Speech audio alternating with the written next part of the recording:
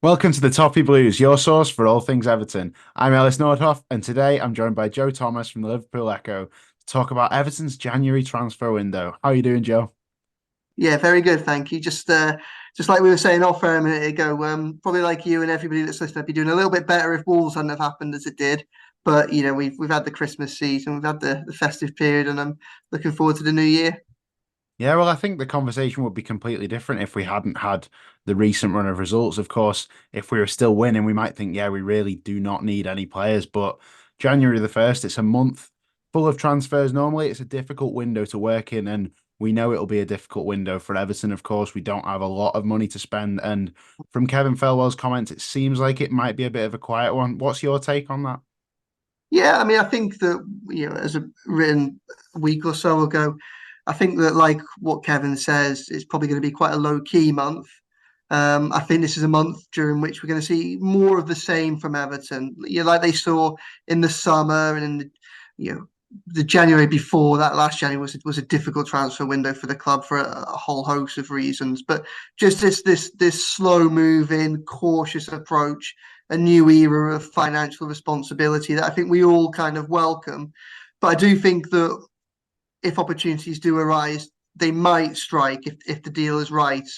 And the type of player comes up that they need. And there's probably a few more questions about the squad than there were a couple of weeks ago. But like you just alluded to there, even though they've come off the back now with what's essentially four defeats, when you look at Spurs and you look at Man City, I was there at Spurs and they were brilliant in that game. And then the first half against Man City, they were excellent as well, just beaten by a far superior side in the second half. Just that Wolves one that leaves a little bit of a sour taste in the mouth, and also, you know, the season almost pauses at just quite an awkward moment with the way the table looks with Luton getting those wins with the points deduction.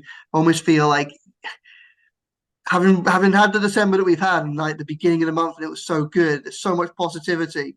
You almost just feel like that little bit of unease creeping in again when you look at that table because of Luton's wins, and the players don't deserve that. They've got points that should have them in mid-table, and the club deserve that. But it's not, and as a result, we're just that little bit kind of more nervous going into this month. I think, aren't we? Yeah, I'd agree with you there. I think if we were sat on 26 points now, thinking we're 14 away from safety, then I think the conversation would be entirely different, wouldn't it? And even with Luton's form, if that hadn't happened, we might still be a few points clear of the drop. But Mm. now there is that extra bit of we feel like there might be a bit of a need. I think we're looking at the injury situation at the moment, and we've seen how much we've missed Decore when he's not in the side. We have no one in that mold who can play it that way, and obviously he's so effective for us as well, just the midfield in general. We might see if we go into the Crystal Palace game on Thursday, if we start a midfield three, there probably won't be anyone on the bench to come on. So Mm. there's definitely depth issues. And I think the starting 11 is more than capable now, but it's just about making sure we have the depth to get through the season and avoid a potential injury crisis. So if we were to get players in, what kind of position would you think we'd be looking at? Where do you think we do need players? I think if they were to move, I think centre midfield and out wide is probably the most obvious one. Dominic Calvert-Lewin, he hasn't scored in a while, but obviously he's back. He's got the best fitness that he's had for a couple of seasons. And I think with Beto, Everton have got a willing runner. I think that it's crucial to remember because obviously there's a lot of conversation around the goals that Calvert-Lewin hasn't scored recently. I think it's key to remember that within that Dyche setup, whilst you want you've got your striker to be scoring goals, that's not all that you're asking him to do. Part of it is to make the whole system work and to have someone that can occupy defenders, win the knockdowns, make those runs out wide, and almost bring the midfield into the game. So, Dominic Calvert-Lewin's job isn't just scoring goals himself; it's also creating the conditions for Dwight McNeil to get 6, 7, 8 goals a season. Decore to do the same, Harrison to do the same, and he's doing that well and has continued to do that even as things got a little bit harder. I thought he did all right against Wolves. He was isolated for a lot of that game, but he still worked hard. And a few moments there, he had the knockdown for Dwight McNeil when he hit the bar, and one or two others. But with him and with Beto, we've only seen glimpses of Beto. But it does. I feel a lot happier about the current situation up front. Whereas this time last year, that's all we were talking about. Now it kind of feels it's just that midfield, I think, that I have a little bit of a concern about. I think when everybody's fit and firing, we've already seen that it's a very effective midfield. like I said, the team should be on 26 points. If they're on 26 points, then I think that it's a slightly different conversation. I think that Dyche has already proven that with this very small squad, he can turn it into a mid-table side. Problem is, you've got to deal with the reality of the situation. That includes a points deduction, and that includes the threat of injuries. And the absence of Decore really has kind of brought home how vulnerable that squad is to injury. And I think that's probably the main area of concern.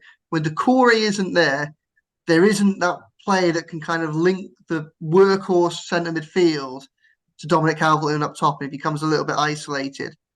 And whilst obviously Decore has a good fitness record, and we don't think his injury is particularly serious, and he should be coming back soon into the fold, you'd be a little bit nervous about running the risk of going into the back end of second half of the season, knowing that there might not be a plan B if he was to get injured again. I think that's kind of the issue, trying to find a solution to that. And that might be in centre midfield, or it might be finding another wide player that could perhaps give Dyche a bit more freedom to say, move Jack Harrison into the middle and play him just off the striker, which is what he did against Newcastle. I thought he played quite well in that game. So I think if they could get anybody for the short term, and I think if Everton were to move for first team players, it would be loans or loans with options to buy. They carry on that method of, like we saw in the summer, deferring payments, trying not to get obligated to big sums of money. But I think it'd be someone that could just aid in that area of the pitch, really. Helping the midfield get forward. I think it'd be good to see us operate in the loan market really, because of course Thelwell's talked about the financial prudence that he wants to look after, and I think the fans really appreciate the communication, and we're going into it now with a bit less expectation, aren't we? And I suppose that probably takes the pressure off them, and now we can look at it and go, well, it'd be great if we got somebody like you said to fill the midfield depth issues, and I think a lot of the fans will now be thinking loans will be the only option really. So hopefully that kind of takes the pressure off it, because obviously during the transfer window there's so many rumors flying around, and obviously there's disappointment if things don't happen, which may were never going to happen anyway, and then people just get disappointed. So maybe it's good that we've had that communication from the off, and it might be a quiet one for Everton, but the loan market is definitely somewhere I think we should look, because we've obviously got loan spots left, and I'm sure we'll explore that market to try and increase the depth and, of course, cover for potential injuries. And I think also just bringing players in, if you can just get one or two new faces, it just refreshes the group a bit, doesn't it? I think it can just offer you something in that second part of the season when the fatigue sets in, when there's a lot of games, just to have that new face. I think that's quite a big thing, isn't it? Yeah, I think so. I think the other issue is, a resolution over the Arno Danjuma situation, because obviously he hasn't got a lot of minutes. There are reports from back in Spain that Villarreal, aren't particularly happy about that. I asked Deitch about that just before the Tottenham game. He said no one had told him that there were any concerns over Danjuma's minutes, and he also said that if he was told, that wouldn't necessarily change his selection. But he hasn't used him a lot, and there probably does have to be a conversation where if Deitch doesn't think that he is someone that he can turn to, then maybe it is better that lone spot. Obviously, there are others in the squad, but you wonder if maybe they could identify somebody else that might be better or better placed, so that Deitch might have more trust in. I certainly don't think that they would be happy to see Danjuma go back to Villarreal unless they had another option lined up. It is a small squad. It does need strengthening rather than weakening. And Danjuma could still play a role. I think the nature of the games has been quite interesting. The way it feels very much that if Everton are winning games, he prefers to bring on Lewis Dobbin.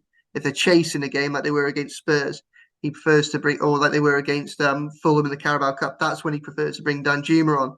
So part of it's almost part of the lack of minutes that Danjuma's been getting is also testament to the progress that Everton have been making, because over these past 3 months, they've actually been ahead in more games than they've been behind him, which is obviously a positive. Yeah, we know all about that record, don't we, as well? When we score the first goal, we usually win. And when we Mm. don't, then we struggle to get back into games. And I think Danjuma has struggled based on the fact that he trusts those wingers so much, doesn't he? McNeil and Harrison are those archetypal wingers that Sean Dyche Mhm. loves. The hardworking, energetic. Obviously, they do all the defensive work. And I feel like Danjuma hasn't had a true chance to fully show it yet. But when he has featured, he hasn't really impressed. And Mm. it is a situation now where if Villarreal aren't happy with his minutes and he has to go back, I'd be quite concerned because can you really bring in a player of the level of Danjuma on loan in this window? You know, at the start of the season, when we brought Danjuma in, I think Kevin Felwell actually said that this is probably the best available loan we could get. Mm. And at the time, it absolutely looked like that. So I'm still hoping that we can get something out of Danjuma, and I'm hoping that we don't have to send him back because then that's another thing that you then have to look at. But other outgoings as well. There's quite a lot of quite a lot of talk at the moment because obviously Mason Holgate has returned from his Mhm. loan. It really didn't work out for him at all, completely at Yeah, Southampton. he's still at Southampton at the moment. Oh, yeah, he's not. So he's not fully returned yet, but there's been talk about the return, hasn't there? That's it. Yeah. So he's currently at Southampton. He's on a season-long loan to Southampton, and he hasn't been getting minutes there. So that's where the problem comes from. Everton, Everton allowed him to go out. Mason was he wants to play football. That's what he wants to do more than anything. He wants to be playing football, and that's why he's willing to go down to the Championship to try and get minutes. Now, it hasn't worked out for him at Southampton, and it's it's quite a difficult one for him, I think, because he's basically become a squad player there. I think he last started a game on November the 11th against West Brom. Actually, got man of the match in that game, and Russell Martin was full of praise for him after it. But he still lost his place straight away because the lad who was suspended, which is why he came straight back in. Now Southampton have gone 18 games unbeaten. You're not really changing a side that's on a streak like that. But it's a difficult one for all the parties involved because Mason wants minutes. Southampton, the attraction in the deal for Everton was the fact that Southampton were willing to pay such a big portion of his wages. So, from the Southampton perspective, they're paying a lot of money for a player that's sitting on the bench. At best, he wasn't even in the squad against Norwich on Monday.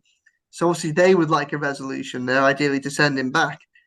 Everton would prefer him to be playing minutes because the fewer games that he plays, the more his value depreciates. Should, for instance, they be wanting to sell him in the summer, but they also have to bear in mind the fact that right at this present moment in time, they have a deal all the way to the end to the end of the season of someone paying a big chunk of his wages. So it's not necessarily in Everton's financial interest to recall him just because he's not playing games. It's a difficult one for them to try and judge. So probably the most likely probably a case where you want common sense to prevail. And I think what would probably have to happen is another club would have to come forward and say that they want him. And then maybe a deal would be worked out whereby they're able to pay some of the wages. And Southampton, who are, by the nature of the contract, committed to paying fee all, a big part of his wages all the way for the rest of the season, maybe get a contribution. They top it up so Everton don't lose out financially. It's a bit of a messy one because this time 12 months ago, there was a similar situation with Jared Branthwaite at PSV where he wasn't getting games. But obviously that was more important then because he was a developmental loan. That was it. They were sending him out there to get minutes so that he could grow into the player. And we've all seen what's happened since.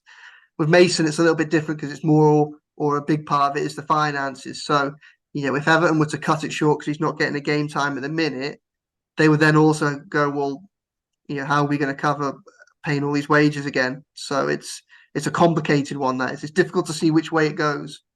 Yeah, I suppose if he can get back into that team, then it might be a complete different story by the end of the season. But if he comes back to Everton, it seems like he probably wouldn't get minutes at Everton. Yeah, So it'd be then like, right, can we get him to go somewhere else then on loan? And I think that's quite a difficulty. But you mentioned there about how his loan is different to a developmental loan. And there's the opportunity for some players to go out on loan who are in the academy, isn't there, in January? Of course, Lewis Dobbin is an interesting one because he's featured quite a lot for Everton this year off the bench, but he probably wants a few more minutes than he's getting at the moment. Then you've got the more obvious ones. Francis Okoronkwo will probably get a loan, won't he?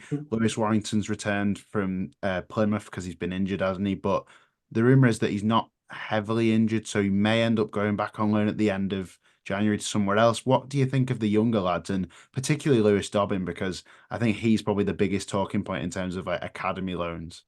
yeah. So really, the Evans Academy situation is quite interesting because it's a bit different to how it was 12 months ago when you had the likes of Tom Cannon, Isaac Price, and a few others that were just in that almost never world where they were probably almost too good. They were too good for academy football, but not quite good enough for Premier League football. So you're trying to work out. Obviously, Tom Cannon went off and had a brilliant loan deal at Preston. I think I think for someone like Francis Okoronkwo, it'd be great to go and see him go and get minutes. The club really like him. He's a good forward. He's a good, genuine prospect. He is. Lewis Dobbins, an intriguing one because of the role he operates within that squad at the minute. If you were to take him out of that squad, it might be better for him long term, might be better for Everton long term. But Dyche has still got a very small squad to manage. And whilst he prefers to have smaller squads, and whilst I think Everton can take comfort from the fact that they might not need to go and buy loads of players or sort of bring in loads of players because they've already seen what Dyche can do with a small group, with this group of small group of players. But if you start picking around the edges of it and taking the likes of Lewis Dobbin out, then it's just one fewer option. And I certainly think that if there was, I'm not saying that someone had to come in for Dobbin to go out, but again, it probably needs that Danjuma situation to be resolved because really, I think to allow Dobbin to go, Dyche either needs to be more comfortable giving Danjuma a more prominent role, or they need to find someone else that he is more confident, so that there's less of a need for Lewis Dobbin. Yeah, I think you're right there. Of course, if we lost him, we've already got a small squad as it is. So to lose him would be really detrimental to the side, I think. And knowing where Danjuma sits, if he can have a place in the team where he's trusted, he becomes a member that you can always rely on them. Whereas I think at the moment, Dyche is still waiting to trust him. I do believe that he's working hard, and I think eventually he will find his place in the team, but we'll have to see for now. But Lewis Dobbin obviously looks like a good talent. And if we can get that developmental loan that is the final thing for him, just like we had with Jared Branthwaite, you may bring him back and he's finally that polished player Yeah. that's ready to go. So that's kind of the risk you might take, but it could really benefit us if he has a good loan. But back onto incomings now. There's been a bit of talk in the last couple of days about players, and it's nothing concrete yet, of course, but Josh Brownhill's been mentioned, and then today Jesse Lingard has been mentioned by TalkSport, and I don't really know what to think about that. It isn't the kind of sign I'd expect Everton to make, but what do you make of that? Well, Josh Brownhill is probably someone that I've written about as being an obvious.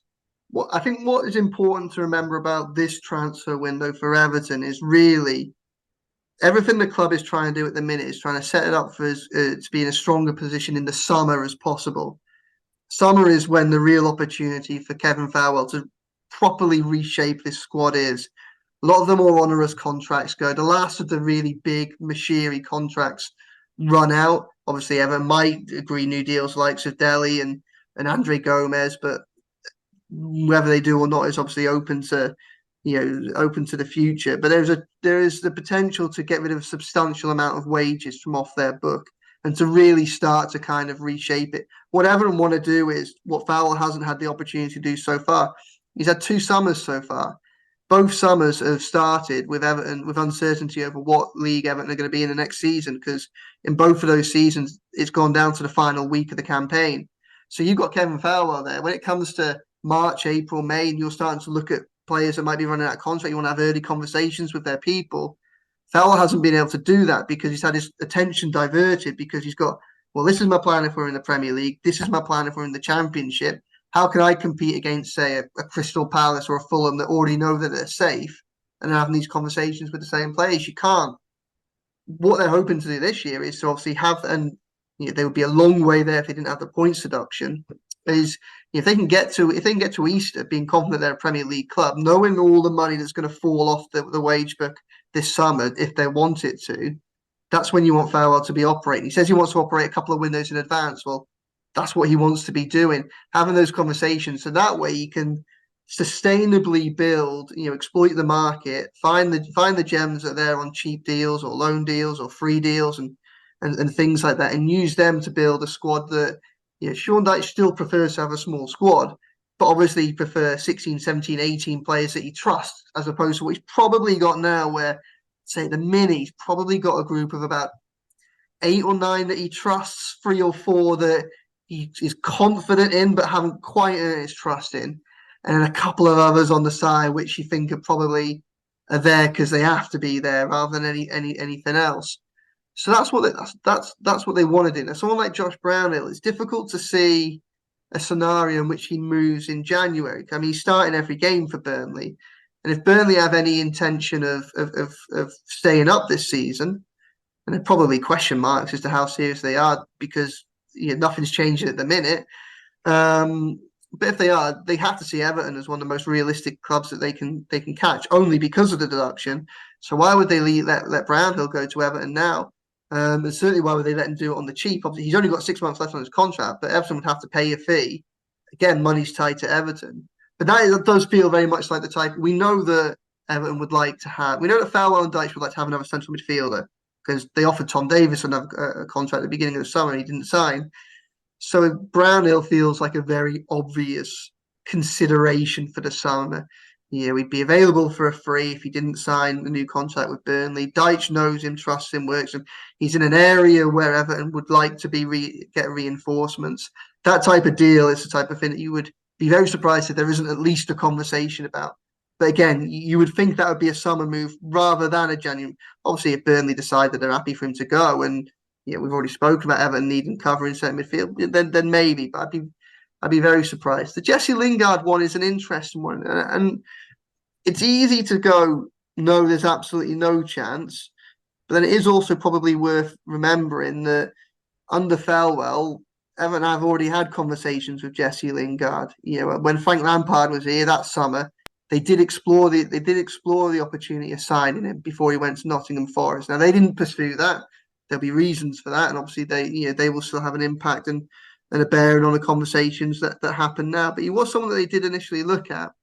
I think, for being perfectly honest, he doesn't feel like a Dyche player, but he is available and he is in a position where Everton could really do with a little bit of help. Dele's injured again.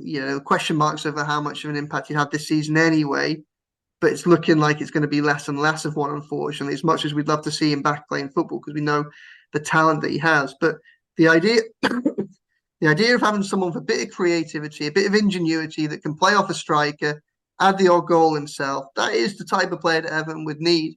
With Lingard, he had huge wage demands when he ended up going to Nottingham Forest. And it'll be interesting to see how willing he would be to budge on those.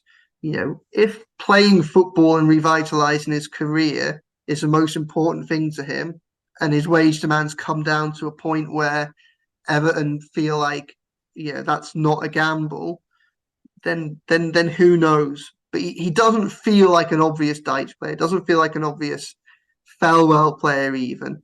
I think that what will probably happen with that is you get to the back end of the transfer window, you see what his demands are, and it's just that which is the bigger gamble? Relying on Doucouré coming back and being fit all season, is that and not sign anyone, or committing to paying someone a wage for 4 or 5 months so that you've at least got a plan B? Because what we've seen, albeit they scored one and could have scored many more against Spurs without Doucouré, and scored one against City and came inches, great save from Ederson from Harrison for a second.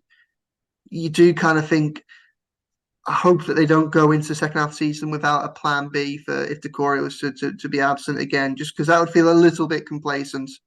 And Lingard's name might pop up in that, but I mean, it's not something I'd heard before today.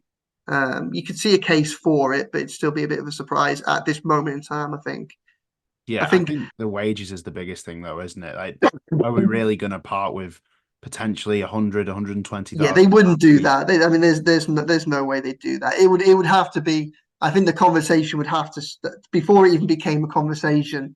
It would have to be a case of Lingard's priorities being any way to find top flight football to boost his career again, rather than the priority being hit the wages. I think that would have to be the starting point for any conversation with Everton.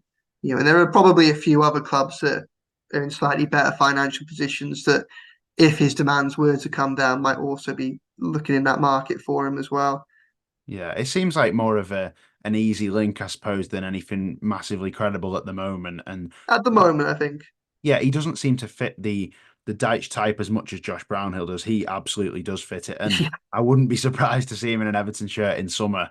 Maybe not in January, but in summer. And it is going to be a quiet window, so we've not got loads of expectations. But of course, we've talked about the ins. Potentially, we might get one or two. Hopefully, Everton can use the loan market, perhaps, and then in the outgoings, I think most of it's going to be loans. There's been talk about a few players, but in general, I think it's going to be a pretty quiet one. But thanks so much for coming on to chat to us today, Joe.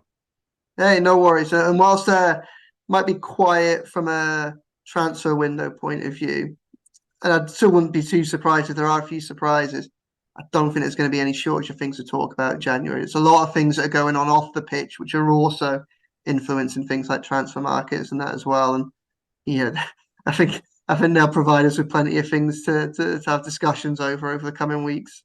Oh, definitely. Even though there's only 3 games in January, I'm sure there'll be discussion points. And if you want to hear some great stuff, Joe Thomas writes some brilliant stuff for the Echo, so go and check that out as well. But thanks very much for watching, guys, and I'll see you in a bit.